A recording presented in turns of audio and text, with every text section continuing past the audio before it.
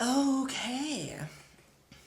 I don't know if I'm actually going to upload this video or not. This may just be a diary video, so if that's the case, hello self, and if it's you on the internet, hello internet. This is a video that I have tried filming 5 times now. It is time to just talk about it, and I've wanted to talk about this for about 9 to 10 months, so long time coming. Overall, this video is going to be about me, but I'm also going to talk about sort of other people and the political commentary community as far as other, I don't know what the word is, commentators, influencers, famous people, people with followers, whatever. And this video is not to be messy or expose anyone or cause anyone any sort of, stress or bad things happening to them. I just feel like I need to speak the truth too, like for my own sanity at this point. So I've noticed recently a really big influx of people commenting, asking why I've changed recently, why my content is a little different, just stating that I've changed in the comments, and it's almost always in a nice way. You know, I think a lot of people are really loving my new content, which is great. But regardless, people still have questions. So if you're someone who's recently subscribed, hello. You may not know that the way my channel started and the way that I sort of came up and became known on YouTube and in the world is through politics. I've done a bunch of different shows, a bunch of political videos, and that was kind of what I was known for, and still am, to be honest. People want to know why the sudden change, and it's actually about 9 to 10 months worth of really dark experiences that I've had, and quite frankly, secrets that I've kept from you guys, and secrets about other people that I've kept, and it's just been a lot. So the simplest answer as to why I've steered away from politics, at least recently, and at least for now, maybe not forever, is that quite frankly, I guess just the best way to put it is politics, and political commentary specifically, has effed up my life. And before anyone comments, this video is not to get sympathy. This video is not to make you feel bad for me. I'm simply going to be venting. What's a big problem to me might not be to you. What's a big problem to you might not be to someone dying in Africa. Like, it's all relative. In the past 2 years of me doing political content, whether it be on my channel, on TV, on a show, on a web show, whatever it is, I've had to deal with the FBI twice in regards to really scary, ridiculous incidents and crazy people, and the details of those I'm not even sure I should really get into. I've moved 3 times. I had 2 places up in Northern California and then 1 down here in LA, and each and every place I've lived, people have driven by, taken pictures of my apartment and or house, whatever it is I may live in, and doxed me online, released the address.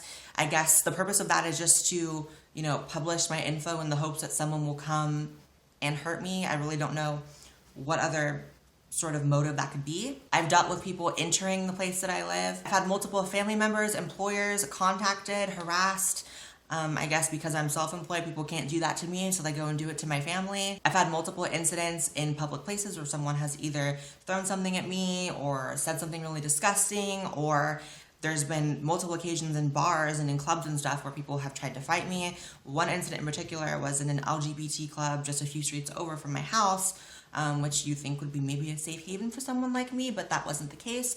I ended up getting, literally, it sounds like a movie, I ended up getting circled by 7 or 8, I think they were all trans women, wanting to fight me, and that was a really scary situation. And listen, I know I'm not special. I know that a lot of other political commentators will say the same thing, that this kind of thing happens to them. But at the same time, that doesn't make you feel any better, that it happens to other people. I still can't go into public with my fiance without something happening. I mean, not every time, obviously, but enough times where I feel uncomfortable almost everywhere I go. And it's also really freaky knowing that there are a number of people out in the world, a lot of people who, I don't know their names or their faces. I don't know them from Adam and Steve, but they know where I live because they saw my information docs online, my address and stuff like that.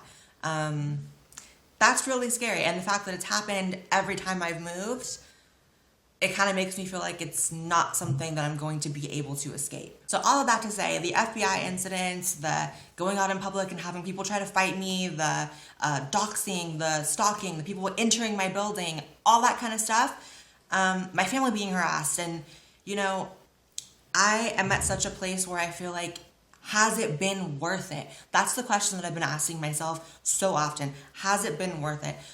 Was all this energy I exerted in making this content and being this person and doing this political stuff, was it all in vain because it's affecting my life in so many negative ways? Because And please don't get me wrong or see me as ungrateful, because so many positive things have come out of it as well. I've met many people who I really, really love. I've met my fiance through YouTube.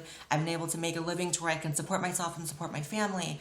And I've had so many amazing opportunities I would have never had. Like, you guys, I had my first magazine spread the other day. I was the first trans person ever in Penthouse. It's 6 pages. It's amazing. So not for 1 second am I ungrateful for any of that, but at the same time, it gets to be a lot. It is mentally taxing. And I'm at a place in my life where I'm engaged to someone who I love very much, and I'm looking forward to starting a family and having a future.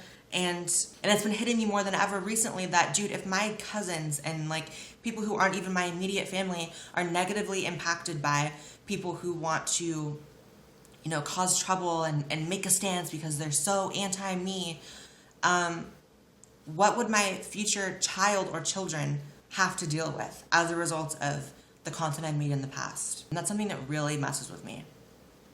It comes in such extremes. It's like something really amazing will happen and I'll get like the coolest opportunity ever, but then something really effing terrible will happen. And it's these crazy highs and lows that I feel like are a lot more extreme than if I just did other types of content that make me equally as happy. You know? I could be like every other content creator online and be like, it doesn't faze me. Haters, you know, dealing with seeing thousands of people wanting you to die every day is normal, blah, blah, blah. It's not normal. It psychologically affects you. So please just try to look at it from my perspective as to why I would want to switch up content and do stuff that makes me happier and makes other people happier. It's like the politics stuff is bringing so much negativity, whether it be someone trying to fight me in a bar in broad daylight, whether it be my family having negative things happen to them, or people taking pictures outside of my home where I live with my fiance. Like, that just blows my mind. All of those things start to make you question whether or not it's worth it. So another big reason why I've been so turned off from doing political commentary is the other people that people see as my peers, people that I've worked with, other commentators. Kind of want to be careful with what I even say here, but I moved to LA almost a year ago, and one thing about LA is there's a lot of work here. So a lot of other political commentators, other people who you guys know, I'm not talking about obscure people here, a lot of them either live in LA or they're constantly in and out for work, filming something, doing whatever they do.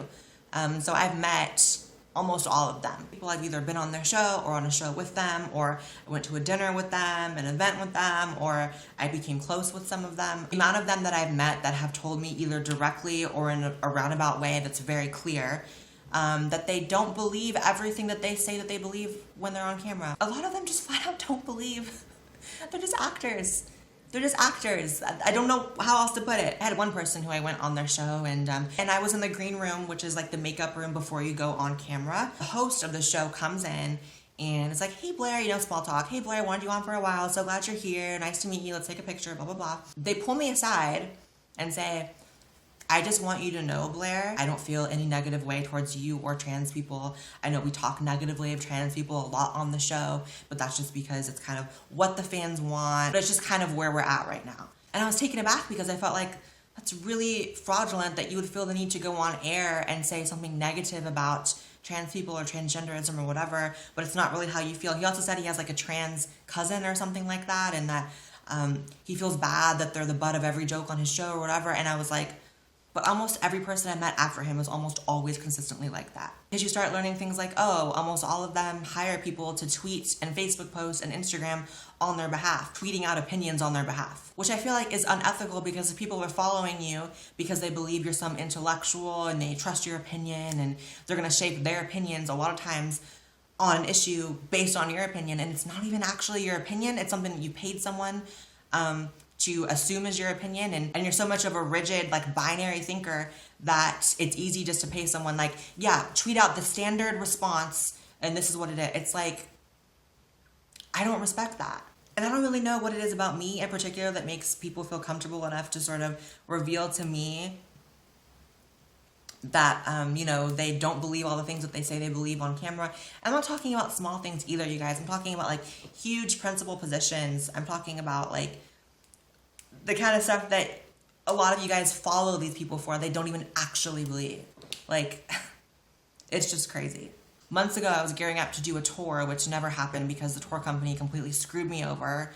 But regardless, I had started promoting it, and someone who's very prominent in the social political commentary sphere hit me up. And you know what this person told me? They told me, plant fake protesters outside of your event. Not only that, they said, make fake signs because you're probably gonna get protesters, but you wanna amp the numbers. This person instructed me to, myself, or my team and myself, make signs saying things that were super, super ridiculous to put outside and bulk up the numbers of people who may protest at my events. And it made me sick because clearly this person has done that. And this is someone who, although is hated by many, is also loved by many. And the many who love him believe that all those people were real. It's just such, I know too much about these people. I mean, a lot of these people were on the complete opposite end of the political spectrum just a couple years ago, publicly, before the money started flowing on the other side.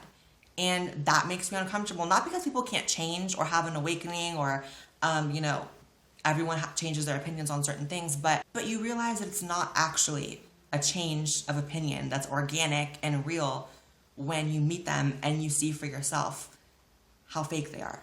Does that make sense? It's like, I would believe, the public statement of, oh, I've had this like complete change of heart, if in person you weren't so fake. I continue seeing how fraudulent they are and how gross of a community or genre of content that is. It's starting to again affect my willingness to be part of that community. And obviously all doesn't mean literally all. There's 2 or 3 good ones, but the overwhelming majority and those people that you guys know are just liars. Here's another big thing that really set it off for me just a couple weeks ago. So I was steering away from politics, making new content, feeling really, really good about it. And I get an email from a producer of a show on a really, really huge news network. It was one of their primetime shows with millions of viewers every night. And they wanted me to come on and they wanted me to debate someone, debate another trans person and on some bill. One of the things this producer said that really, really made me gross out and angry was, we'd really like if you took sort of this position. So telling me like generally the position they want me to take and like an outline of like what side they want me to be on, which I'm like, you can't just tell me what to think. Like, can't tell what to think. And also, here's the kicker. We want you to, at some point during the segment, tell the other trans person you're debating that the reason they're mad is because they don't look like a woman.